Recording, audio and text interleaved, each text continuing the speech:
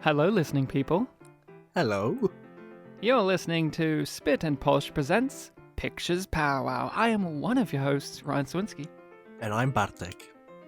We are Spit and Polish likingly because we're always spitting, and I think we're both Polish. Am I right, Bartek?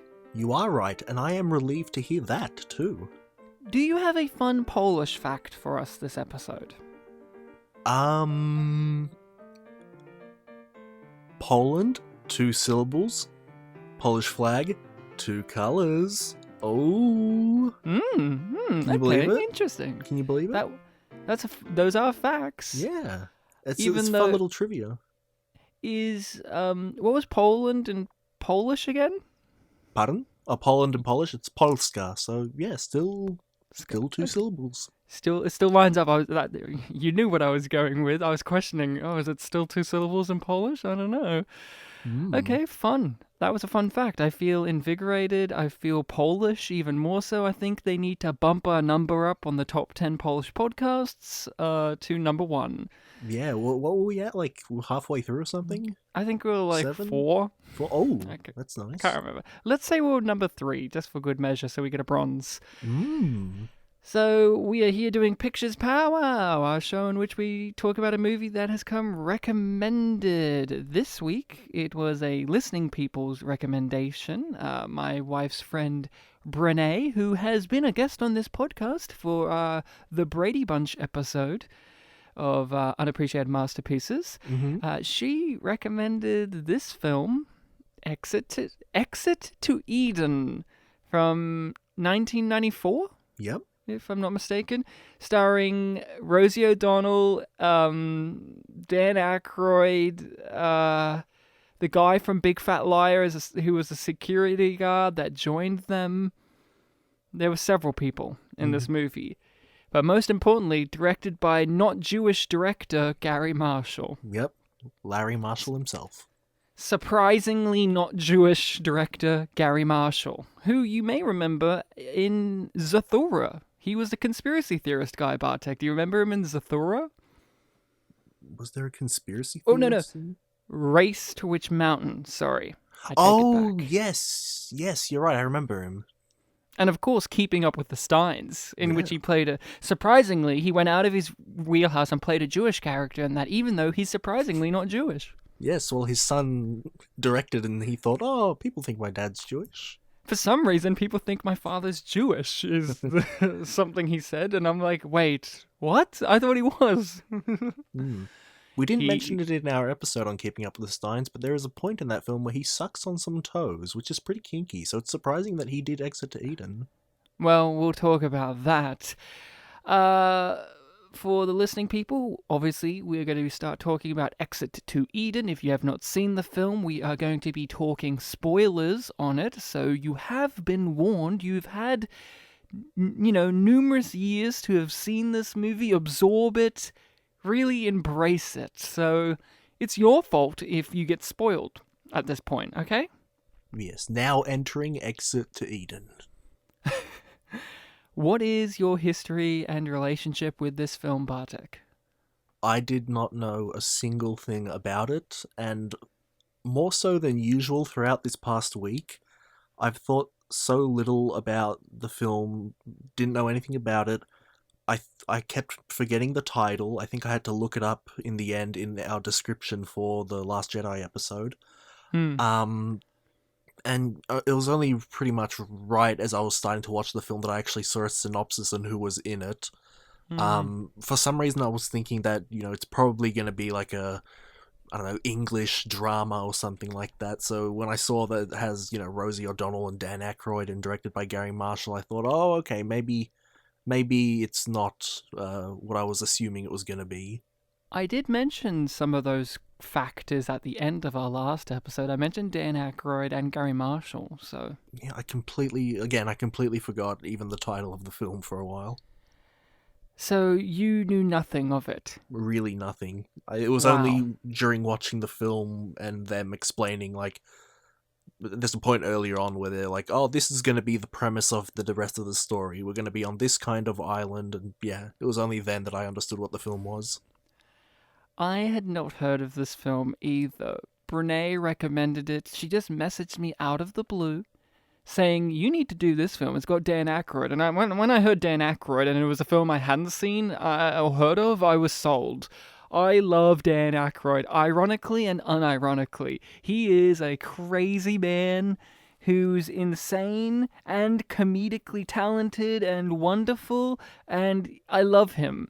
So, and we love him. We've enjoyed Dan Aykroyd on the show, especially Nothing But Trouble, in which he could not hold down he couldn't just stop at one role. He had to do two, and direct and write. So, oh boy, and I love Blues Brothers. I love Ghostbusters. I like Spies Like Us. I love Dan Aykroyd. So, I wanted to see this movie, and I've seen it now. Yeah, the trailer says that he's the main character. Well, yeah, and IMDb makes it feel like he's the main character too, because he's the big name, and he's on the poster, even though the poster does kind of hint that maybe he's a secondary character. He's on the side, he's not like prominent, like he's not like he's in the center, he's on the side of the poster. Well, if you remember, Ryan, in the Keeping Up with the Steins poster, even the people that were important in that were very small in the middle. That is true. And I saw Gary Marshall directed it, so I had an understanding of what the movie would be like, because Gary Marshall, he directed a certain flavor of film. He did Pretty Woman and The Princess Diaries, which if you really look at those films, they're the exact same film except for changing some aesthetics. And Overboard, he was a very sentimental, soppy, feel-good, for the whole demographic type of filmmaker, and that's no disrespect to the man, but it was his wheelhouse primarily. So I saw that and said to myself, oh, and he made Happy Days, and I said to myself, well, I know what I'm going to be getting. It's a Gary Marshall movie, and I didn't know the plot. And so when the opening scene happened, I lost my mind. I lost it when it said Melbourne, Australia, straight off the fucking bat. That's where we are. I was like, what the fuck's this? Why she's a French maid, this kid has an American accent, and he wants lamingtons. And he gets spanked so hard in the kitchen, he comes in his pants. And this is the setting of this is the opener of the movie. And I said, whoa, Gary, what is that? I said out loud, Gary, what is this? Like he would respond. I just couldn't believe what I was seeing. And so I didn't get a synopsis. I just knew the actors and the director. And I was like, oh, it's a 90s film by Gary Marshall. It'll be a nice family romp. And boy, was I wrong. Oh my God. He wasn't related to that maid. No, hope not. What did you think of the film? I thought the film was quite messy. You mean sexy? Well, Ryan, you could say that the two go hand in hand, of course. well, explain what you mean. Like, how's it messy? So, I think the big thing that sticks out in it is that this film has a narration in it from Rosie O'Donnell throughout the whole film. And yes. That's the major one that I noticed, because it kind of summarized scenes that we should have been seeing, and also it completely muted out the sound of scenes that were playing out in front of us. So we had all these like really jarring moments where a conversation has been underway for, like a good 20 seconds, and all of a sudden Rosie O'Donnell comes in to explain what the conversation's about and where it's going. There are a bunch of scenes that were not shown because Rosie O'Donnell just explains like, oh, and then we followed this person here, and then we did this thing, and it led us to this place, and it just had this really strong air of, like, stuff was missing. And I don't know if things were filmed and they were no good, or if they ran out of time, but it really gave off this vibe.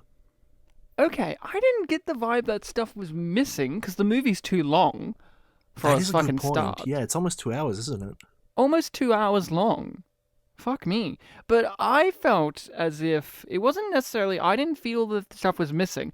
I felt that they felt like producers or Gary Marshall, whoever, that the audience wasn't gonna get things, so they needed to do the dubbing over with the monologue, and maybe even the pacing of the flow of the story didn't work because how it would have originally. So they felt like, oh, if we add this narration from Rosie O'Donnell where she's talking about it in retrospect, it will add a new perspective on how the story's being told, which it did. Not in a way that was satisfying, but I can see, like, well, maybe it didn't feel like it made a lot of sense the way they did originally. And I noticed straight away when Rosie O'Donnell had the scene in the police station, I was like, she looks different. And then I looked up the trivia, and it said, well, you can notice that when reshoots happen, because Rosie O'Donnell has significantly lost weight during these reshoots. So I was like looking at scenes, noticing, oh, this scene she's fatter, and this scene she's a lot thinner, and that like Henry Cavill's mustache in Justice League is a good determination, like a good factor to let you know when they redid something. Mm-hmm. Did you notice that? I probably not consciously, but probably I did. Yeah. I had a Bartek moment where... Is that a good thing? No. Oh. To explain this, we did an episode on the Jack Black film Gulliver's Travels, in which Bartek and our guest Mark unanimously agreed out of nowhere that Jack Black's haircut in a specific scene reminded them of a dwarf, of a little person. Yeah. And I had a moment like that in this movie where Rosie O'Donnell was wearing her like shirt and trousers and her shirt sleeves rolled up in the police station scene at the beginning where she had lost weight in between the two scenes. And I said to Rachel, I don't know what it is. Maybe because she's standing next to Dan Aykroyd, who's really tall, but she looks like a dwarf. I don't know why. And I had a Bartek moment where I just saw something and went, oh, yeah, that, in that weird way. Or I didn't have an Amanda moment where one of our guests, Amanda, compared someone to a hamburger. Mm-hmm. I didn't have that.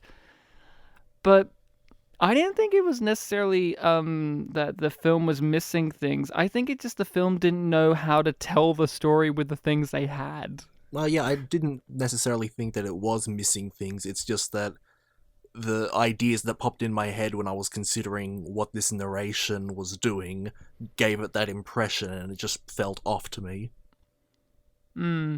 I didn't know how to feel about this movie. I loved it and hated it at the same time throughout. There was no moments where I was like, oh no, this scene genuinely I love, or this scene I genuinely hate. There was just so many things going on tonally that I didn't understand what they were trying to go for. And that opener really sets the tone of what you're going to get. And then the movie isn't like that opening sequence, yet it is. Yeah, I'm in a similar mindset too, where it seems like people pretty much hated this film. I didn't quite hate it, but yeah, I can't really say I liked it much either. It's very odd. So just to explain the plot a bit, and I want to then go from explaining the plot a bit into how we felt when we realized, both of us, that this was going to be the movie. The plot is like some weird pervert Australian guy with an American accent, yet he is Australian. It's very confusing. Don't think about it. As a small child, developed a kink for being a submissive sexually, and he's now an adult. And he's going away to an island retreat in which it's for BDSM, or as they call it, like something ludicrous. Like it just kept going on and on. Like the police chief called it BDSM MMDDY or something.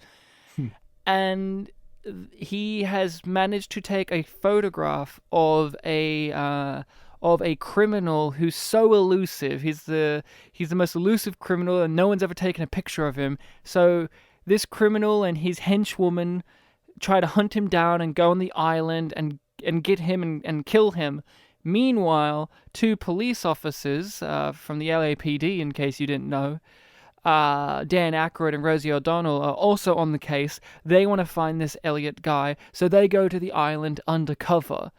So the hijinks ensues that our main character... I don't want to use the phrase main character with the main character of the Australian guy, Elliot, I do believe. He is Elliot Slater. Was that? Yeah, Elliot Slater. How could I forget? He's unaware of the plot he's in. He's just casually living his best life while hijinks is going on. And, you know, it's kind of like a Pink Panther situation where he's like blissfully unaware of the insanity around him, yet he's participating in it. It's not until the climax when a guy's aiming a gun at him that he realizes anything's up. Yeah. And that's the film. I was blown away from the moment, like after the spank scene, I was blown away when I saw what I thought was a white woman in brown face in an Indian turban and a mustache walk on screen. I'm like, what the fuck? And then she gets changed and it's Iman, who is black. And I was like, wait a moment. I swear that person before, it looked like they had paint on their face, not like it's a... And I guess that might have just been me. I don't know if you noticed that, but to me it looked like a person wearing brown makeup to look like they're an Indian person. But then it's revealed, no, that's Iman, who is a person of color. And she does have that skin tone, but I don't know. Maybe it was just the moustache and the turban, and I don't know. It just felt very odd. Maybe it was just the fact that she was pretending to be a man, and like you could kind of see through, like, oh, I don't think this man is quite what I think he is. Oh, that is definitely the case. But as soon as she appeared on screen, I just went, oh no, it's a person in brown face. But I maybe it was the lighting or something. I don't know. It was very off-putting, and I was thrown off. And then it threw me off that it was Iman, the Iman, David Bowie's wife and model and, you know, actress and all of that. And then she's in the movie sneezing until it no longer happens anymore. I forgot all about the sneezing. Oh my god, they didn't go anywhere with that. It was a key plot point until it wasn't. You're right, I completely forgot that. And our main character is talking to a weird sex therapist guy who's an actor that's in every Gary Marshall movie, to the point in which they credit him at the credits, and as always, this guy. I don't know if you noticed that in the credits at the beginning. I think there was something in the credits that threw me off. I'm like, that's a weird way to say it, but yeah, that might have been it. As always, Hector such and such, I'm forgetting his last name, but he's in Gary Marshall movies, Pretty Woman, Princess Diaries, several of them. He's in this. And we're just being told, like, here's why our main character, we chose an Australian actor. Yet we're explaining why he has an American accent too. It was very... I just don't know what was happening. And then the movie's really horny, and then it isn't. And I didn't know if the movie wanted me to be aroused or find things funny. What about you? How did you feel once you saw the stuff start to unfold and reveal itself? Not just the plot, but like the levels of nudity it was willing to show, or its comedy and all of that. How did you feel with the movie revealing itself to you? Yeah, I think the scene where they revealed that, like, oh, the film's going to be set on this S&M retreat island.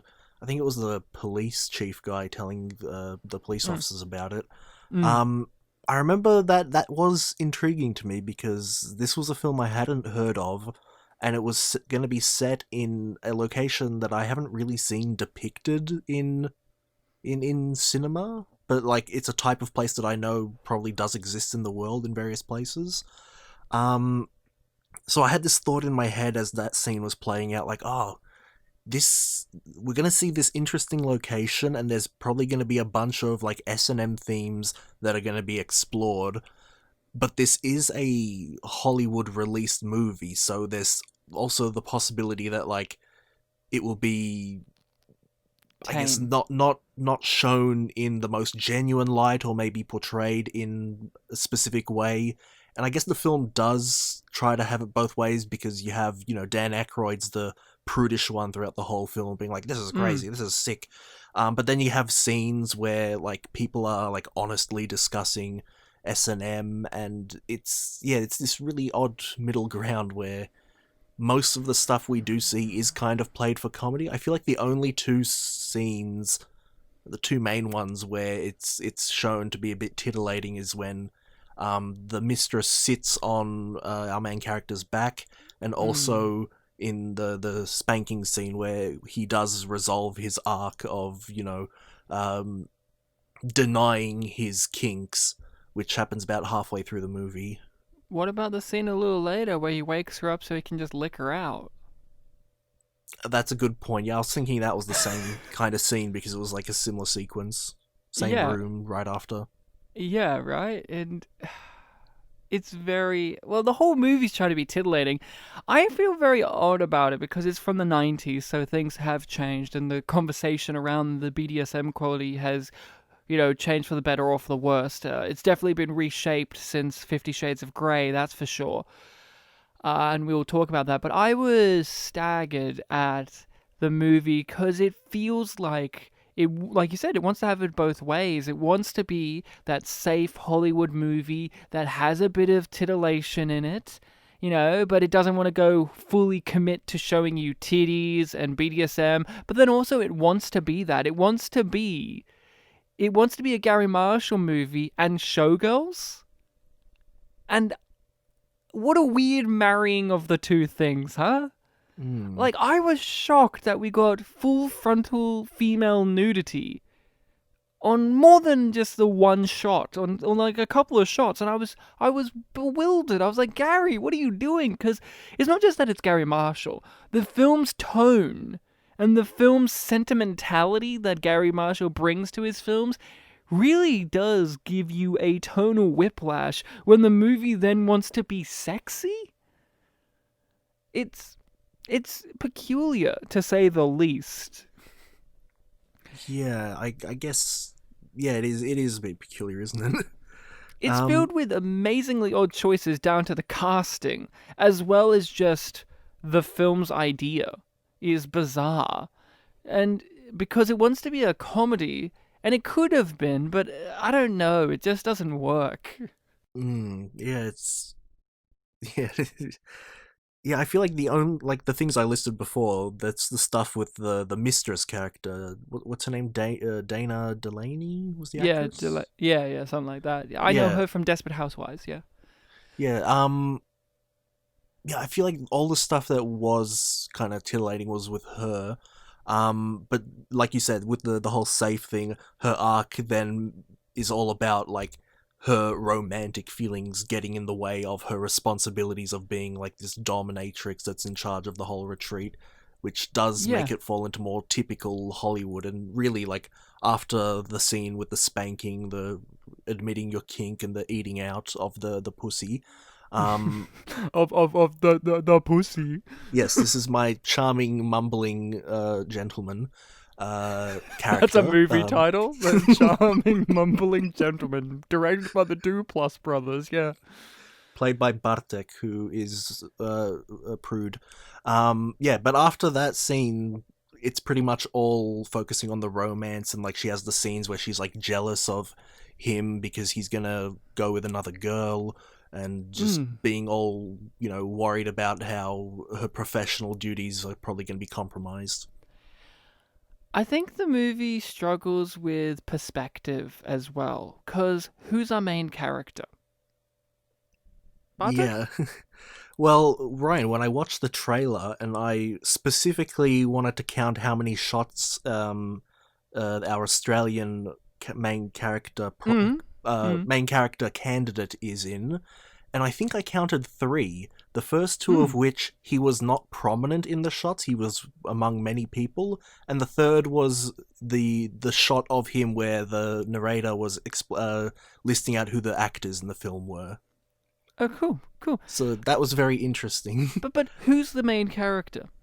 I feel like the film really wants it to be him. Does it? Rosie O'Donnell's the one who narrates the movie and gets a conclusion Yeah, it's and it's performs odd. actions that propel the plot forward and the themes.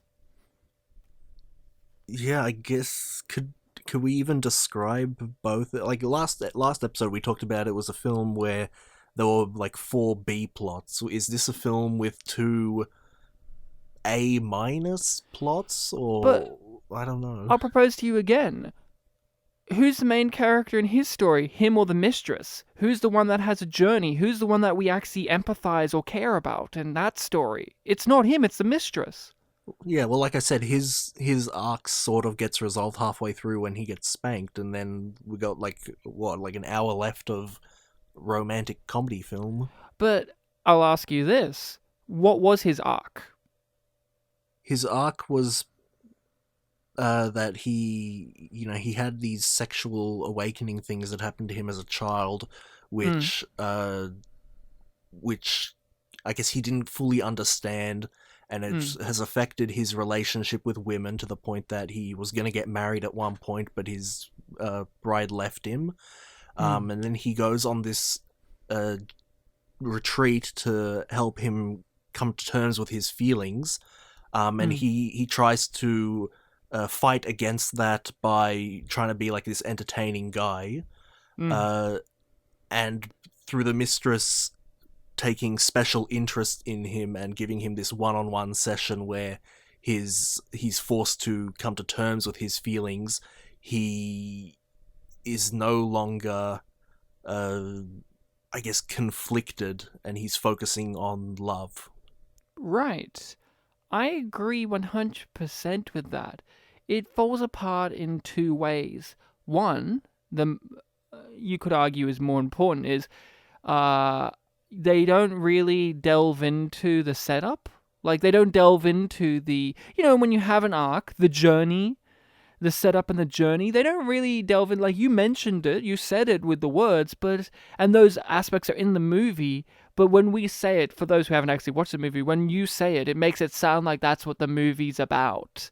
But it's not really focusing on that. That is what the movie will say out loud, but it's not as if you got into the headspace of that character, even though they showed you why he has this kink and he's embarrassed and all these things that you mentioned. And the second thing is they resolve his arc so early in the movie that he has nothing to do for the rest of the movie. Yeah, I was realizing that as I was finishing off.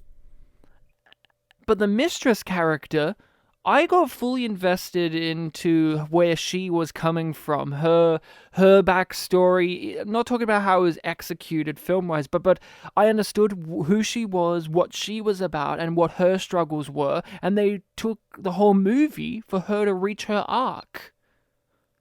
And with the help of the other character who's going through an arc, Rosie O'Donnell, Rosie O'Donnell helps complete the mistress's arc by pushing her at the end to commit and to get over these fears. So the Australian guy, he may have been an audience avatar character, like the audience surrogate character, the guy who brings us into the story, but I don't know if he's what you would actually call, like, he's making the inciting incident and all this happen, but is he actually the main character? Because he really has nothing going on other than he has a nice butt. He does, that's true. I guess he sort of like passes on the baton of main character when he meets the mistress. Well, yeah, when he meets her is when we, the audience, meet her too. Well, that's true, yeah, when he starts getting closer to her. Well, we were already setting up her stuff when we had the meeting with all the women before she even had a session with him. We're already setting up her backstory. So he didn't contribute to that. Rosie O'Donnell contributed to that by asking her questions. That's right, that is true, yeah. So this guy just feels like they needed an excuse for this story to happen on the island so that they could tell this story about the mistress and to tell the story about Rosie O'Donnell. But again, it's about perspective. The film fails at attaining the perspective of the story. They should have told it from her perspective, the mistress's perspective. But they needed an excuse for this plot to happen and all that, so they had to, logically, you have to follow the guy onto the island. But you frame it at the beginning like he's going to be this big, important character, and it is framed in that way, but when you actually see the story unfold, he really has nothing. It's about the mistress, it's about Rosie O'Donnell. But he has nothing other than he has a nice butt and he likes to get spanked on it. That is true. It was an issue of perspective because there were so many different types of movies in this movie. Do you agree? Yes. Like, this movie could have worked if it decided on what it wanted to be. Like, there were so many times in which I said to Rachel out loud, and you would like this. There was that scene where he's on the island and they're taking him to the tents and he's like on the chain gang. Mm-hmm. You remember that? And they're running and they're chanting and all of that, and you're seeing the island and it's got all this crazy stuff. And it reminded me of Nothing But Trouble when they're entering the JP's territory house area. Yeah, right? Right? And I said, if this was made, if the script was the exact same, but Dan Aykroyd was in charge, the movie would be infinitely better. Or at least it would have an identity. It would have something. Yeah, I guess agree? at that point, I guess the idea that was keeping us going was that we were told what this island was, and we were starting to like kind of see that unfold a little bit as they were, running across the beach. They're in the chain gang. You see these women riding horses who are scantily dressed. So yeah, it's kind of what was promised to us was what was, I guess, interesting us there, not so much what we were seeing. Yeah, and Dan Aykroyd, look, don't get me wrong, he has an issue with focus as well, but he knows how to, he's an ideas guy, and he's really good at bringing character to those ideas. He needs help focusing it down to something people can understand, hence Nothing But Trouble is an unbridled nightmare for a lot of people. But if he was in charge of this movie would be so much better. Or if someone like Cronenberg or Verhoeven, because then you could take it from that, you could take the sleazy erotic thriller edge to this movie, really embrace the kink element like movies like Basic Instinct or Crash do.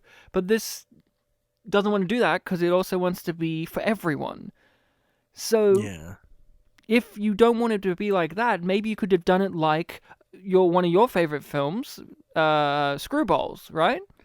Mm-hmm. A kinky sex comedy, a Porky's, a Police Academy, something like that. Really emphasis on that, that frat boy sleazy humor. But again, it's Gary Marshall. They don't want to do it like that. They want it to be sentimental. And so the Mistress story that I actually did enjoy feels really out of place because of how soppy and sentimental and how much it feels like it should be in a Gary Marshall movie. Yet it is a movie where she will rub her breasts all over his butt. Yes, while talking about her fetish. Unironically as well. While he's wearing a silly mask. It was insane. Like, I just couldn't get it. But do you like the movie? I guess in a sort of, I don't know if guilty pleasure is the right word. I'm sort of kind of fond of it in a way. Why? I'm not really sure. Like I said, this film does feel messy in some ways. I guess It's hard. It's no, I'm not hard. I'm just confused. No, you're hard. I don't think I like it. No, because it was too. It should have either been hornier or dumber, but it was neither of those enough. So it falls into the boring category because there was lots of times I was bored. I was bored, and then it would throw me off with some random horniness, but then it will go back to Rosie O'Donnell and Dan Aykroyd talking near a gong, and then his dick gets hard and makes a gong bang, and it was like that stuff was boring and numbing to me. But then it will throw me off with full frontal nudity, spank scenes, but then it will go back to that, oh, now we're going to go to New Orleans and buy ice creams and shit, and I don't know. I found it... fast forward through that. Yeah.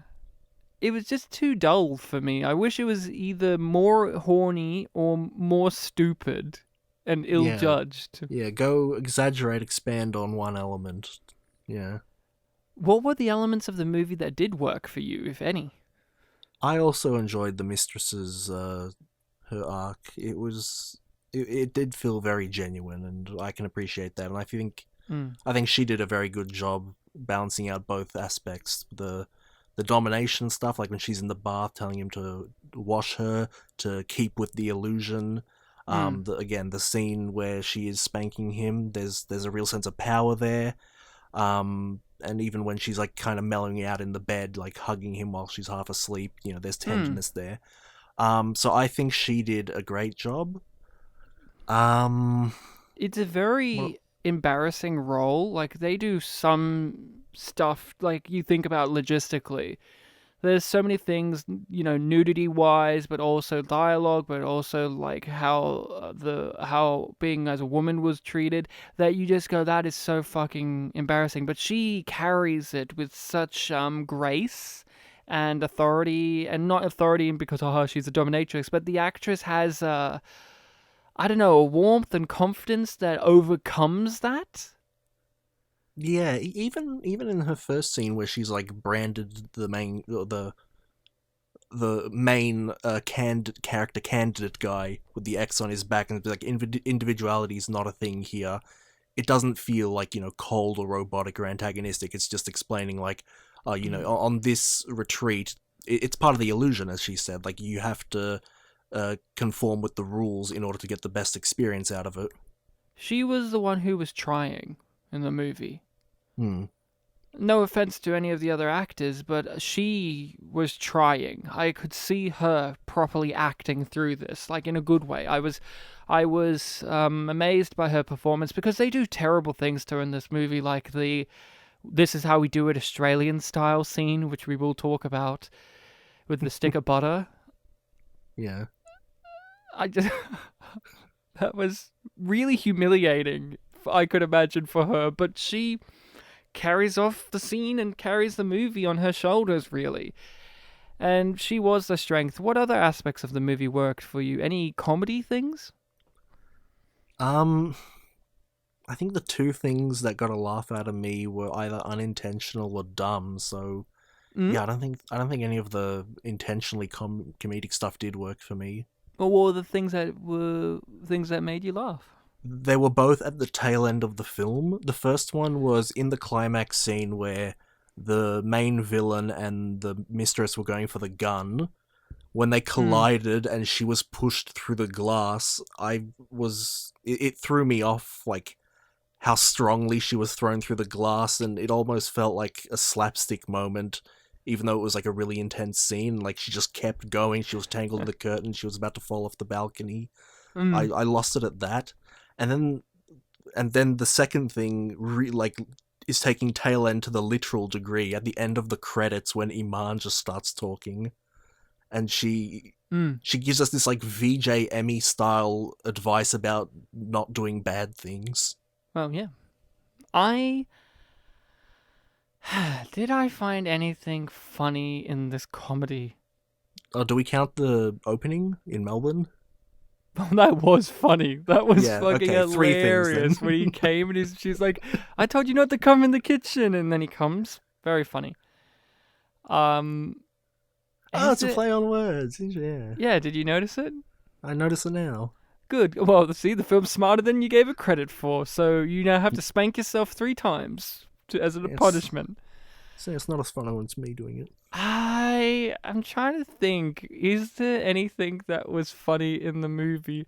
There were little things that were confusing that made me laugh. Like, okay, can you explain this? Rosie O'Donnell's at the police station, and the police chief is, I guess, a child because he has a giant jar of M&Ms on his desk. Mm-hmm. And Rosie O'Donnell starts eating the M&Ms in the scene because she's Rosie O'Donnell and she's clearly improvising in a lot of the film. Mm-hmm. And she's eating M&Ms, right? She's eating them and eating them and eating them. And then Well, she's the green ones. that's the line. She says, "I've had 3 green ones and they've done nothing on me." Or like something. And I'm like, what does that mean? Okay, so there's a weird, I don't know if you call it like a myth or weird idea that green M&Ms are meant to make you horny because the green M&M, when it's anthropomorphized, Is sexy. is like the green is the female one who's like sexualized. So there's a weird thing some people have where they're like, oh, eating a green M&M is like a sexy thing to do or something. Okay, I didn't know that. I thought she was like, you know, when you have green lollies or something, they're like the least popular, like green and yellow, like jelly beans or Like lime stuff. yeah, people don't like them or whatever. And I was like, oh, is she referencing that? But M&Ms aren't like that. So that Yeah, threw me off. It made me laugh because it was very out of nowhere. I guess if we do have the whole duality thing where she's the one who's open to sexuality and Dan Aykroyd's the prudish one, then that's an example of her like trying, but also it's a thing that not everyone would know. It made me laugh that she looked like a dwarf in one scene, as I said. I don't know why. It made Maybe me it's just the size of clothing compared to someone who's a bit bigger. 'Cause yeah. That's what happened with Jack Black as well. I think it's also people know, and I think you do too. Rosie O'Donnell was in a movie, a TV movie called "Riding the Bus with My Sister," in which she plays a mentally handicapped person. And it is the quintessential acting that I think Tropic Thunder points to when they say don't go full retard. Because Wasn't it I Am Sam? oh, probably that too, but trust me, you need to see her performance, just clips of her in this movie, and it is the example that you point to and go, don't go full. She is insane. So whenever I see her, I think of that performance and it really impairs my judgment of her because all I see is her screaming in a you know, the mentally handicapped voice that she uses where she speaks like this and she's screaming, "We need a toilet seat in aisle 3!" and stuff like that, and all I see is that when I see Rosie now. All I see is that performance. So I got laughs out of Rosie O'Donnell in this movie when she's trying to be serious. And I just think of her in that. I just think of her in that. That's not this movie's... That's not a point for the movie, but it is something just to note down. I laughed about how I can't take her seriously anymore. Mm-hmm. Anything funny? I like the idea that the bad guy was running out of accents to use near the end of the movie. Because he was doing multiple accents, but I didn't care about him. Yeah, Omar, whatever his name is. Yeah, I didn't care about him. Yeah, I forgot about him throughout the film, even though they don't focus on the caper thing too much. Yeah, they don't focus on the driving force of the movie, which is the danger. Okay, you want to hear the biggest sin of the movie? A lust? No. Okay. No. Gluttony, Dan Aykroyd. No, Dan Aykroyd, he wasn't funny in the movie. Ironically or not, he just wasn't funny in this movie where it's a comedy. And he's the comedy star. Like, he's the huge comedy guy in the movie. He wasn't funny. Did you find him funny? No, not really. I can't even really point at... I mean, I'm sure there was like objective, like, oh, this is meant to be funny things in the film, but nothing even sticks to mind for that. When you saw, oh, Dan Aykroyd's in this movie, be honest, didn't that add a little bit of excitement? Yeah, that is true. Yeah, he's been funny in things I've seen, so I expected him to, give me some giggles in this, and yeah, it just didn't feel like there was anything really going there. But isn't that the point? Like, that's his character, is there's nothing really happening there, and then at the end he has a little arc of his own where now he's into kink. Yeah, I guess that was an attempt at comedy. I remember there was one scene where he was like lying in bed and like recording a log to himself about how it's like, oh, is it sexy to show nudity or tease it, and the questions of life, yeah. The questions of life, yeah. I don't know. His role in the film is even introduced as like, oh, he's a guy that no one's meant to talk to, and and throughout the film, that's kind of what happened. Like, people were like, oh, don't talk to him. He talks to himself, makes observations, and Yeah, at one point he blows the leaf blower up someone's skirt to have a peek, but that's not really acknowledged much. I didn't even remember it. Yeah, I mean, it was only like halfway through him doing that I realized he was doing it. It could have been anyone in the role. That's the issue, is Dan Aykroyd is a talented guy, despite what you think of him. He brings something to each role that is unique. And in this, he's given nothing to do, so he delivers nothing. And that's the big sin of the movie is, if Dan Aykroyd's not at least being funny, at least he could be energetic, and at least, if not that, be weird. And he has none of those things in this. Yeah, he wasn't given much to do, and he was also, I guess, trying to be portrayed as the straight man in his duo with Rosie O'Donnell, because like she's the one that's saying all these like dry sardonic lines, and it's making him uncomfortable. Like whenever she talks about her womanly functions and things like that. And that is nothing against Dan Aykroyd. Dan Aykroyd has played the straight person in many great films, Trading Places, for example. Eddie Murphy's the wacky over-the-top one, and he's the far more... But he's funny in the movie, and he brings energy, and he has something to do, and he's played the straight person in lots of things. Like, in the Ghostbusters movie, he's dumb, sure, but he's kind of the most normal one out of the group, because Bill Murray's like a cynical arsehole, and he's the funny one, right? He's the one not taking anything seriously, and Egon's in his own world, and, you got Rick Moranis is his own thing, and, Ernie Hudson doesn't come until halfway through the movie, but Dan Aykroyd's kind of the normal one out of them. Even though he's a bit dopey, he's kind of the straight man out of these cartoon characters, and even in stuff like that, or even something like Spies Like Us, and so on and so forth. So it's not as if Dan Aykroyd is weak at playing the straight man, it's just you have to give him something. And the movie gave him literally nothing to do other than the most bare minimum of, oh, he's got a big dick, so they call him Big Boy. That was it.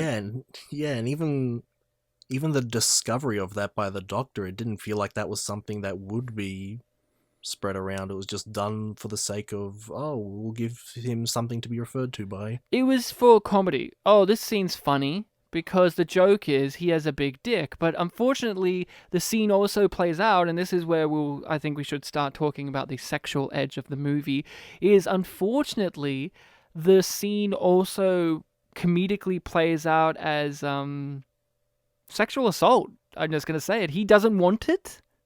She forces it on him, then ridicules him by saying he's a big boy. Like, she humiliates him, and he's mortified. And then he, plays it up like, yeah, I do have a big dick. But every other time it's mentioned, he's mortified. He's embarrassed. And yeah, the fact that he's not there for any of the kinky stuff, and the fact that it's being put on him anyway, even though, like I said earlier, he's not meant to be interacted with at all. Yeah. You're right, I didn't consider that. She literally forces him to take his pants off, and she uses the coercion of, well, I'm a doctor, so you need to do this. And then it's revealed, no, he didn't need to do this. She just really wanted to check out his junk. And comments how big it is, and then she spreads it around as information for everyone to know. It's a sexual assault. It's as simple as that. And I'm not saying you can't do that for comedic intent, because everything is up for grabs in comedy, but it is about how you execute. It is about perspective, tone, all these things that we've been bringing up about the movie, and it fails in that scene. At least for me, I noticed it straight away. You like you said, talking about it now is giving you some thought about it, because the film doesn't want you to think about it. Yeah, like I said earlier, like in a lot of scenes, the film tries to give this like respectful portrayal of these activities, and how it's all about consent, and they even mention that like the submissive honestly has a lot of power, because they're the ones who determine when things are going too far. But then this scene here, yeah, that kind of undermines it. Oh yeah, and talking about the sexual politics of this movie feels a bit weird, because that's not what this movie wants to do, but also it does. It brings up all these things, and it has these sex experts playing themselves, and so on and so forth, and it wants to be that, but it also doesn't, because it's uncomfortable. to talk about it and delve into it, and it doesn't know how to do it because it's Gary Marshall and he made Pretty Woman, the film where Julia Roberts is a prostitute, yet that doesn't really play into anything. Like, it's bizarre because it also is one of those things where, and I know that this can be true to life, but it is very played out in movies and in media where, oh, there was an incident that happened to this person as a child and that's why they have this kink, is a really played out thing. And it was played out back then too, but it is one of those things. Do you ever notice that in media where they have those kind of backstories for why people have a sexual desire or sexual preference or anything like that? And is it weird to you if you do notice it? No, because I've done psychology subjects and it kind of makes sense that, like, formative years, something happens, it creates some neurons and it could awaken as like a sexual thing. Yeah, I'm not saying it's not. I'm not saying it doesn't happen, but it is like the right. The simplification of it that is weird, or what? It's just the writer's shorthand of, well, he got spanked, so now that's his whole character is that now. Oh, yeah. Okay, so it is like a simplification thing of like, oh, I've explained it, it has roots in psychology, so that's it. Yeah, and also, in the terms of media, TV, books, all this kind of stuff, we've seen that exact use be turned into something negative, especially in the past where it's like, and this is the reason why the character is gay, but if only they met the right woman, they could turn them. We've seen that used in a tool of discrimination in movies and media. And it's sometimes also been used to justify why an antagonist is evil. Exactly. And the movie doesn't handle it improperly. Like, the beginning is bizarre and it's played for comedy, but it also doesn't really want to delve into it. Like, we said all this stuff about the main character and him overcoming his kinks and whatnot, but it doesn't explore that deeply. So, like the Dan Aykroyd scene, is just kind of played for laughs. And that's fine, but again, what is this movie trying to go for? Or, Rachel and I were debating this, and I want to hear your perspective. Yep. The mistress character, what was her name? Lisa? Lisa Everton, I think? Yeah. Everson? She tells us her journey from being a regular, normie sexually to submissive to then a dominatrix.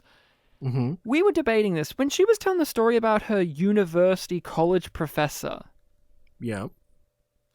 Was that a scene where she was talking about having been sexually abused or assaulted?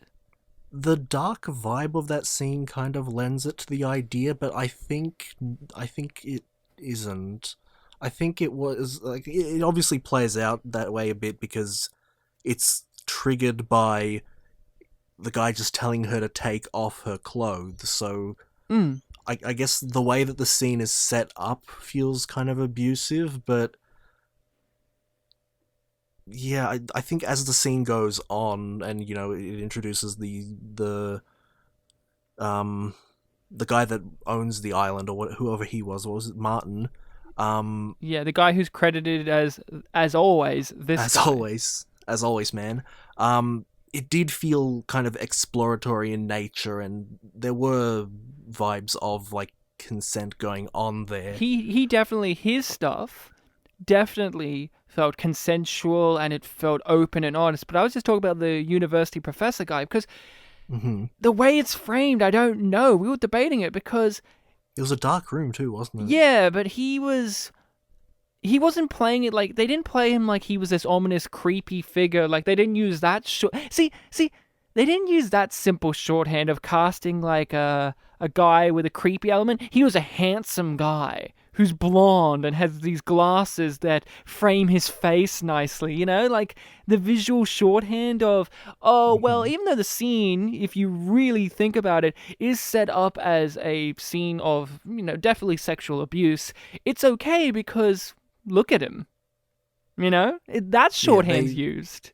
Because they didn't like hire me like 3 days without bathing. And there's not even that they have to hire someone unattractive. You can hire an attractive person, but it's about the energy and the way that they're framed. And that guy was framed in a way where, it was sexy. Mm-hmm. Because we've seen attractive people in movies cross that line and they frame them in a certain way. And so it's not even that they needed to cast someone that looks like us or sleazy, creepy guy. They didn't need to cast someone like David Cross or something, right? They didn't need to cast a dweeb or a nerd. Like, they could still cast a handsome guy, but it's the way you frame it. Again, to refer to a movie, Legally Blonde has that kind of element in which one of the guys at the firm, older silver fox kind of guy, not the most attractive guy, but he holds himself in that way. But the way the film frames him, it's very obvious that he's a creep, even if he wears the nice suits, even if he has the nice hair and the teeth and all of that, right? But this scene, we were debating because she's talking about it as it was a formative moment, and she's talking about it from a perspective of, if it wasn't for that, I wouldn't be where I am today, in a way that was both reflective, inspiring, and mournful. It was all these things, and I just didn't know if we were supposed to recognize that the scene is, she hands in an assignment, he critiques it, and says that it was, suggesting these sexual things in what was not a sexual assignment, and then he demands that she takes off her clothes so that he can sexually dominate her. That's what the scene is. And yeah, with the added context of like her assignment was about like sort of an S&M interpretation of a literature. Yeah, but the scene plays out like that. When you say it like how I did, like when you just lay it out, it's very clear that was he was taking advantage of his position and he was gross and a pig. But when the film plays out, I don't know how I'm supposed to see that scene. Am I supposed to feel bad for her? Like, is it saying that she was put on this path of being a dominatrix because she was sexually abused? Yeah, it is food for thought. I'm still kind of leaning no, just because of the whole context behind why she's explaining it and what it leads to. But yeah, just I guess that's just another awkward element of the film where the character has to have an explanation for how they came from their, to use your word, normal life to the kinky life, and that bridge that she crossed was executed in a really confusing way. It was crossed in a very, like you said, titillating way, because that scene's played for titillation. Yeah. And when you think about what is actually happening and you think about the real world context of it, it's kind of gross and creepy. Yeah, it is. I mean, just to put it in the simplest terms, it's a teacher and student thing going on. And, yeah, it was odd. But then they handle her becoming a dominatrix thing with the guy who's credited as always much more maturely. There's a definite understanding of being consensual there. They understand who each other are, so that way when now she's a dominatrix and she's worked her way up to that position, we don't feel guilty or sleazy or wrong about it. It's not as if she had to demean herself in a way she didn't want to get to where she's at now, because they clearly showed us the dynamic, the boundaries, and where they were coming from as characters. But with the professor scene, they don't do that, and I'm left confused, and Rachel and I were debating about it for most of the movie, is she a victim of sexual abuse, and is the film saying, if that is the case, that is the reason for why she's sexually promiscuous? Because that is also something that's always played up in movies and shows, and of course there's going to be some grounding to truth to that, but you know what I'm talking about? Yes. Like, women be horny because they had an uncle that abused them, or a teacher or something, and it made them really weirdly sexual. There's always that played out. So the movie doesn't really want to give you a full, clear notion on if that's the case or not, but it's there if you want to see it, and I kind of do see it, and it kind of grosses me out. The film has a sexual edge, Bartek. It's kinky, it's handling all this BDSM stuff in ways that are both mature, immature, dated, progressive, all these things. But the film definitely wants to titillate you. It wants to arouse the audience did it succeed at any point doing that? For me, no. But like I said, the two scenes in particular where it was, in the titillating field, when she sat on his back and when she was spanking him, and the follow-up bed scene, I could at least feel the vibes there. Like, there is potential here to titillate. Yeah. The rest of it, I feel, maybe if someone has never heard of S&M, it might, like, open some doors for them, but for the most part, I feel like it was all, like, kind of played for comedy. Like, Rosie O'Donnell's citizen that was constantly at her beck and The call. guy from Big Fat Liar. The guy from Big Fat Liar, and I'll be home for Christmas. And also the scene where Rosie O'Donnell's on a tour and she's, like, shown the scene of, like, the secretary and the boss playing out, and that was obviously played in, like, more of a comedic fashion, but, like, I guess you could also imagine, like, oh yeah, some real life scenes of that might play out because it is meant to be like this kind of cheesy porno kind of vibe of, like, oh, he submits very quickly, and also there's the voyeurism aspect of the fact that there are a bunch of people watching this scene play out. So I guess there might be potential for all the other stuff that isn't the two things I mentioned, Like Iman. But like Iman, oh yeah, that one was a little bit more like in the intense field. But for the most part, yeah, I just found it all like attempts at comedy and silliness. That's completely fair. And, you're like you've said on the pod, even in this episode, you're a bit more prudish than I am when it comes to sexual imagery depicted in films and stuff. It doesn't hit as hard for you as it may for others or for myself. But I agree, the film has its, like, moments or brushes towards those, like the pool scene, like the spanking scene, and all of that. And those films were definitely, in some way, shape, or form, arousing. I think I was thrown off because with the pool scene, which I think is probably the more arousing scene, the one where she sits on his back, it threw me because I was shocked that they showed full frontal nudity in the movie, because it came in so late as well. Like, it felt like it came in late for a movie where we've had strip clubs and orgies and all these things. And so I was I was more thrown off during the sequence than what the film wanted me to be, which was invested and aroused. There were elements where the film wanted to be arousing, but and it's not necessarily that I'm kink shaming the movie. There were just some elements where I just went, that's embarrassing, like rubbing butter on her tits and then pouring cinnamon on it and calling it Australian. Yeah. Okay, when that scene played out, I just went, because the scene is, they're having breakfast or something. And he's like, no, you can't eat that croissant. I have to prepare it for you Australian style.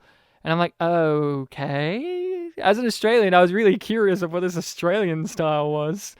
Yeah, same. And he grabbed out, like, butter. And I went, okay, butter, okay. And the thing is, he's going to not only do it on the croissant, but on her breast. And then eat off the breast while she's eating the croissant. And the idea of the scene, from an erotic standpoint, is very sound. It could work. It's the way it's executed. And they both play it genuinely. Like, that scene, I felt the genuine connection between the two of them, even with the goofiness that is the sexual act being depicted. I felt like they were genuinely connecting in that scene very nicely. She had a very big smile throughout it, yeah. There was a warmth there that was definitely present. But the Australian style, it was so curious because I'm like, okay, I'm an Australian, so what's going to be happening here? And yeah, he's putting the butter on the breast, and then he grabs out cinnamon. And I'm like, okay, because this is where my brain went, Bartek. I went, oh, he's got stuff from the shops. Is this going to relate to the Lamingtons at the beginning of the movie? Is he going to have coconut or something? Mm-hmm. Do you see where my brain went? I was trying to make the movie, like, consistent and following through with itself. Yeah, I'm not too big on, like, Australian cuisine stuff, but I was thinking he was going to go for, like, Vegemite or something. Like, oh, is he going to pull out Vegemite? No. Gross. But I hate Vegemite. But you see what I'm saying, right? Lamingtons are a very Australian thing. And they are a thing. And at the beginning, they set up. Well, he's from Melbourne. He's from Australia, and he wanted lamingtons, but then he got spanked. Yeah, I thought it would be cute if it was the same scene, but instead of cinnamon, he used ingredients that you would use for lamingtons, like a coconut thing or whatever. But instead, it was just cinnamon. I'm like, what the fuck's this?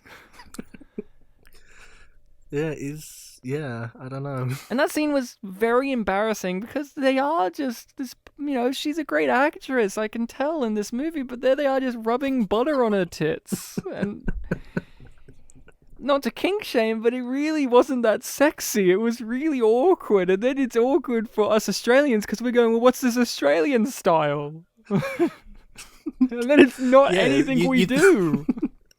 You'd think it would be, it was meant to be something, I wouldn't go that far. You'd think it was going to be something like, the Australians would know where this is going as soon as he brings out the butter. I thought I did. I went, it's going to they're going to connect this back to the lamingtons, because I went, butter's a part of baking. What does baking have to do with anything? Lamingtons. Just spread it just the tiniest bit on the croissant and then put some cinnamon on it. Oh my god. I mean, I'm going to try it now, obviously. So, I'm curious too. I'm not the biggest butter fan, but I'll try it. You're not a butter fan? Well, I like butt, but not butter, It's that But you're a butter boy. Butter boy? Okay. You called me unattractive earlier, by the way, Ryan. I haven't forgotten. I didn't say that. Yeah, but I mentioned myself 3 days without bathing, and then you mentioned, you didn't have to cast an unattractive guy, and I thought, like, okay. I said people who look like us or an unattractive person. Oh, that's good. I also threw David Cross in the mix. Are you going to defend him? You mentioned David Cross? I did. I said David Cross. Oh, you did, yeah. Say sorry to David Cross. Soz. 2? Soz 2, like the number 2. DVD CRSS. Thank you. We'll tweet that out at him and he'll respond, I hope. And we won't give context. But yeah, there's a sexual edge to the movie that's definitely there, but there's a lot of gross things. Like, obviously the antagonists treat the citizens or civilians or whatever very roughly and very, in a gross, horrible way. And that makes sense because they're the antagonists, and you understand where that point of view's coming from. But, like I said, there's just some elements that are supposed to be handled better that just aren't. And from an arousal point of view, it wasn't particularly arousing, more confronting, because it was this weird balancing act between a movie that feels like a typical Gary Marshall movie that then wants to be sleazy, and it didn't work. And it's unfortunate, but it's there, like how it is. Any particular standout moments you want to bring up? Yeah, I don't know, that when the mistress was pushed out the window, that was my big standout moment. I lost it at that for some reason. Oh, I lost it at the bathing scene. We talked about the bathing scene. The bathing scene where she's like, bathe me, and she tells him, like, be in the illusion. There was a nice moment in that scene where, he starts to bathe her and his hands are, washing her breasts or whatever, and then it goes down into the suds and the camera goes down and it holds on these suds, and you go, that's a great end to the scene. Because, it's obviously implying that he's, touching her down there. You get where I'm going with this? And then the scene said, no, it's not over. He's going to shave her legs now. Oh, yeah, that's right. And that was a lot of the movie was, okay, that was a nice end to the scene. Oh, what? It's not over? We have to make it nearly 2 hours long for some reason? Yeah. All it was missing was some Rosie O'Donnell narration. Yeah, I'm trying to think if there was any other things that stood out to you or things you think we should mention. We've got Iman. What did you think about her? I already had my giggle about you reminding me about her sneezing thing, which was incredibly prominent for like the first half hour of this 2-hour film. Yeah, why did it happen? And then, yeah, it's bizarre because the film either doesn't show her much or summarizes her activities through Rosie O'Donnell's narration, and then by the time she's back and doing something, you've already forgotten about the sneezing. Do you know who Iman is? I I didn't know her name when I was watching it, but then when I read up about her afterwards, read Iman, I'm like, I've heard that name recently. Mm. And then I looked up, she was married to David Bowie, and I saw some things she was in, and I was like, oh, I think I remember where I've heard of her from, yeah.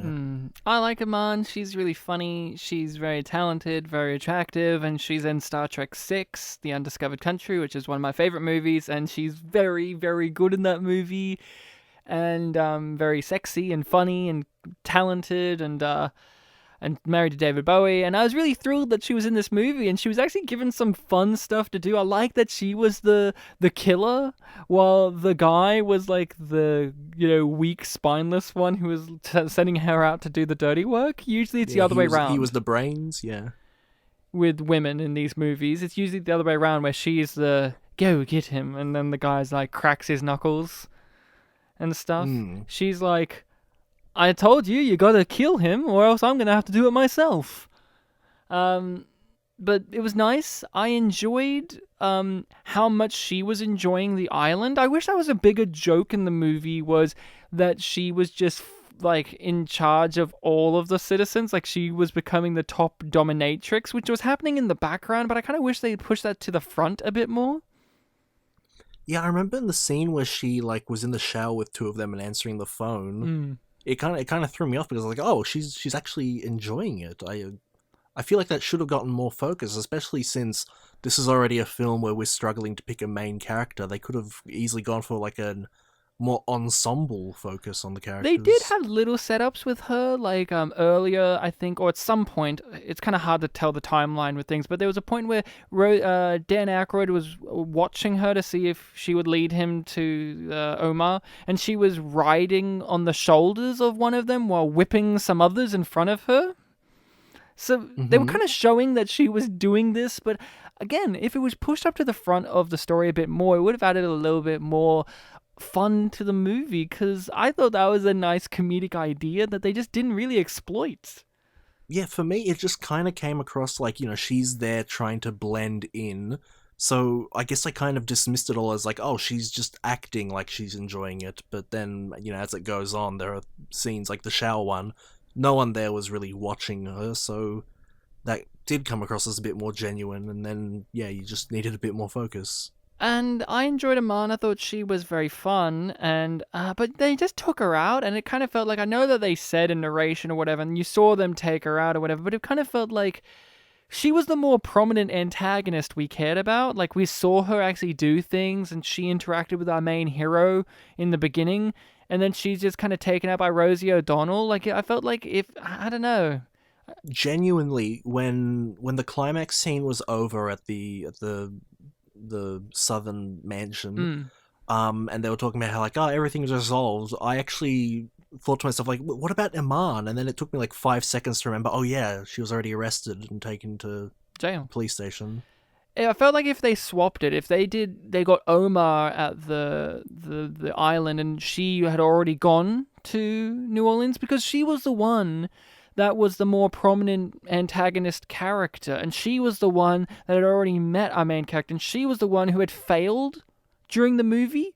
So it would have Hmm. been nice to see her finally nearly succeed and then fail again. But I understand also why they did it the way they did it. But it leaves you going, oh, what about Iman? And then you go, oh, wait, that's right. They resolved her story, and it just wasn't satisfying. Yeah, very messy. I think, before we conclude, I want to talk about Rosie O'Donnell. What was wrong with her character? She had like Rosie O'Donnell is obviously making fun of herself with her weight and how she looks and all that, because that's kind of her shtick. Is like a lot of female comedians who are overweight or have some kind of physical trait that's very noticeable. There's lots of self-deprecating humor because that's the trend. But in terms of her character, they make a big deal about how she's insecure and she doesn't want to have sex even though she's horny, and yet she understands about BDSM and she has intimacy issues. But what did that serve? Yeah, again, similar to Aman, like I was thinking to myself, oh, it's sort of like being played up to blend in, but yeah, you're right. There is stuff that other people don't see. Yet at the end, when she gives the monologue, she's gone through a character arc. Like, she references that all these things that she's been shown through the movie, but thankfully now she's on a date with a CEO, and he sees her for who she truly is. It's like, yeah, but why were you so, I don't know, insecure? Like, what was that all about, and why did that need to be in this story? Because Dan Aykroyd's arc makes sense, right? Like, as a miniature arc of prudish guy becomes sexually enlightened. But she, by character design, she was already sexually enlightened. She was smart, determined, confident, yet they would also make her bumbling, make jokes about her weight and how she's insecure, yet at the same time it goes against every other aspect. So what did that actually serve other than at the end she could tell us that everything's okay and tell us the message of the movie? Nothing. Yeah, nothing. Other than, and again, this may sound offensive, but if they had her be like how I described, where they followed through on that, there would be no excuse for her not to feel confident in engaging into the BDSM quality of the island. And you can't have her do that because she's the authority figure character, and you can't have her indulging in what is a, sinful thing or a hush-hush thing, even though the movie is saying it's not that with her character. There would be no reason for her not to engage with it if she wasn't like that. Mm-hmm. And also, again, not to sound offensive, but they wouldn't have the balls to let someone who looks like Rosie O'Donnell properly engage with that kind of sexual activity in a film. They'll have her dress up in it and make fun of her. Oh, the garters don't work and whatnot, and have the humor be, oh, isn't it funny that a fat lady's in a BDSM outfit in an action scene? But they wouldn't actually let her engage in the sexual acts or arousal that kind of world inhabits. Yeah, which is funny when you consider the trivia that apparently the whole crime aspect was added in because test audiences didn't like all the rest of the film. Yeah. I'm ready to kind of wrap up on this, but I want to go through some of the trivia because I love the trivia. Sure. This book was written by Anne Rice. Do you know who Anne Rice is? I've heard the name, but not too much about her. No. She's written a ton of stuff, but she's, I guess for us, primarily best known for Interview with a Vampire. Mm-hmm. So it's weird that this movie is an adaptation of stuff that she's made, like of a book she's made. And I wonder, like, obviously I'm imagining that it's not faithful at all to the book. But it's weird that, you had the Interview with the Vampire movie with Tom Cruise and Brad Pitt, and that's like a high-end, prestigious movie that people revere and love and have feelings for. And it's like an adaptation of Anne Rice. And then you have this. An adaptation of another one of her works. It's very odd. Yeah, I in the interview that I watched with some of the people that made the film, Gary Marshall admitted that like he took the basic idea of the book, which is just basically the Sex Island, the male lead and the mistress, and then he added in the whole crime story and Rosie O'Donnell and Dan Aykroyd, Iman and Omar. Okay. I really like the idea that originally the main character was going to be Antonio Banderas, but he had scheduling conflicts, so they just chose no one instead. Like, Antonio Banderas is a name. Maybe more so now than maybe in 1994, but it is very weird that they were going to originally cast someone, who's not an Australian white guy. Yeah, internationally known. I also really love that one of the trivia is that Dan Aykroyd's real-life wife was the ex-wife character at the end of the movie. That's cute. She's appeared in a few of his movies before. I also love that for some reason it really wants you to know that this is one of the rare movies in which Dan Aykroyd has a mustache. Oh yeah, that was a trivia point. Yeah. Why? I guess it's a trivia point. And I have some interesting facts about Iman that I thought you would enjoy.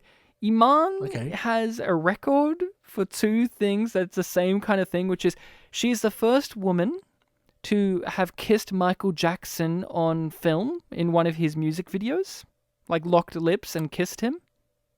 Okay. And she's the last woman to have kissed William Shatner in Star Trek, like in his appearances of Star Trek. Okay, Kiss records. She's got a kiss record. Isn't that bizarre and strange? Yeah. And she can she's still alive. She can keep making more Kiss records. Okay. And her name means faith, I'm pretty sure. Just in case you want to know what Iman means. She's Somali, right? Yeah. Okay. That's Exit to Eden. There's so much more that could be said, but it is a bizarre little movie. Would you recommend it? I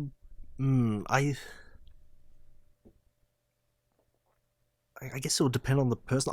I'm kind of leaning yes, even though I don't think it's that great of a movie, but... Who would enjoy this? Yeah, that's a good point. I don't know. Actually, that's a question. Why do you know why Brene recommended this film? I think she saw it and found it was so silly and absurd that we needed to cover it. Yeah, okay, that's the point. I don't know who I'd recommend it to, but I don't hate it, but it doesn't really work in a lot of ways. I don't know. Maybe guilty pleasure is the word, but yeah. This film has a lot of detractors. It also has a lot of supporters. I don't recommend it. I think it falls short in a lot of ways. It's definitely dated in its approach to things. There are things to commend about its sensibilities about BDSM, but there's also some things in there that are a little uncomfortable, like we mentioned. And the way that they're framed, they don't want you to really think about it. But unfortunately, you do think, especially in times like this, because especially since 50 Shades of Grey happened, the idea of how to portray and understand and talk about sex and BDSM and all of that has really come to the forefront, because most sensible people know that that's not how it is, and that that's dangerous. So that discussion in the pop culture sphere has definitely come to the forefront. Yeah, a lot more. Yeah, I noticed that in Exit to Eden, they established early on that, like, the citizens who sleep in the same room as the masters, they have to sleep on the floor. And I was actually wondering to myself, like, oh, well, some masters do like to cuddle with them. I feel like that would make a bit more sense. And then later on, they do have a scene where the mistress and the main character candidate do cuddle in bed. So I thought, like, oh, okay, they are showing that. Yeah. So, but as you say, 50 Shades of Grey has kind of taken the, I guess, mainstream pop culture attention of BDSM, and as much as I know about it, it is very much more in the line of abusive. Yes. Yeah. And this film definitely has some, you could say, some abusive qualities, like we've mentioned, but... And again, that colors this film differently, especially with 50 Shades of Grey making people more aware of how you mishandle something. Because, be honest, it wasn't as discussed, or it wasn't as prominent. 50 Shades of Grey was a huge phenomenon that has left a mark. So things in the past like this have a different... They have a different coat of paint on them now, when you look at them from a modern perspective. Yeah, I can see why Dan Aykroyd has stated that out of all of his films, this is the one he wished that he could forget that he made. Yeah, absolutely. I mean, I don't even know how he could... there were incredible sights, I guess. Like, from his perspective, like, on set, it would have been wacky to see, like, all these weirdo people in their thongs and whatnot, but... Oh, that was something. The tagline to this movie is just the word thongs. What? Yeah, look it up on IMDb. The tagline for the movie is thongs. Thongs. It's thongs? Yeah. Good thing I have it in my recent history. It is. Just you go down and find the tagline. It says thongs and nothing else. And I don't know why. Okay, where do I look for tagline? Is it on the poster? No, when you scroll down further, I have it on my tablet, so it kind of shows you a different tagline. You're right, thongs. Completely. Is it meant to be like tag or plot keyword? It's the tagline for the movie. No, plot thongs. keyword's right above it. No, you're right. Taglines, thongs. Yeah. Because they wear thongs in the movie, and Rosie O'Donnell likes seeing them in them. I clicked see more. It's showing 3. It's thongs, topless, and to crack this case, these 2 cops will have to flash more than their badges. So the Yeah, cops are the it main gets- characters. Yeah, yeah. Even though on the poster they look like the evil antagonists. Oh, well, that's the movie Exit to Eden. Bartek, recommendation is now in your court. You're recommending next week's episode. What is it? So for next week's episode, I want to do the 1968 film Oliver. Oliver? Oliver. He wants some more, actually. It's got your boy in it. Oliver Reed, yeah? Yeah, From Oliver Tommy? Reed. He's the child. No, is he the child catcher? Yeah, right? He's Bill. He's like the abusive boyfriend. Oh, okay. Right. Yeah. It's been a while, so that is what we'll be doing. This... Is this... you have the thing on each odd-numbered or even-numbered one you choose a foreign movie. Is this your not foreign movie turn? Well, I can't remember. it's American and not American. This one's English, so it's not American. Oh, tricky. Yes. Tricky. If you listen to our what was the foreign movie we did last with you? The Gribovica? you promised that in like the next one you were going to give us the French Afrikaans movie. I don't think I did. I'll play the tape. I think I said maybe down the line I would. Look forward to 6 weeks from now when I pick Keita. I think you specifically said, "Oh well," I think you said in 6 weeks' time. That was just me teasing because I knew that we'd be doing BDSM film. Oh, okay, fair enough. Listening people, thank you for tuning in, hearing us discuss Exit to Eden, cinematic masterpiece, unappreciated, maybe. You can find us on the social medias of Facebook and Twitter. We post fun links and images and have further discussion and questions. On there, you can email us at spitandpolished@gmail.com, in which you can email us with your questions, concerns, suggestions for movies to cover on the show, because this was a listening person's suggestion, so you should suggest something, because we may not do it if you don't tell us that you want us to do it, because we may not have seen it, may not know about it, or may not even think to cover it. I mean, I wasn't going to ever mention let's do Oliver, but then Bartek came in. See, he's a part of it, you can be a part of it too. I know movies. And so you can find all of that in the description of this episode. Hit us up on the socials and rate, review us on whatever podcast catcher platform of site allows it. Bartek, an arousing pleasure as always, podcasting with you.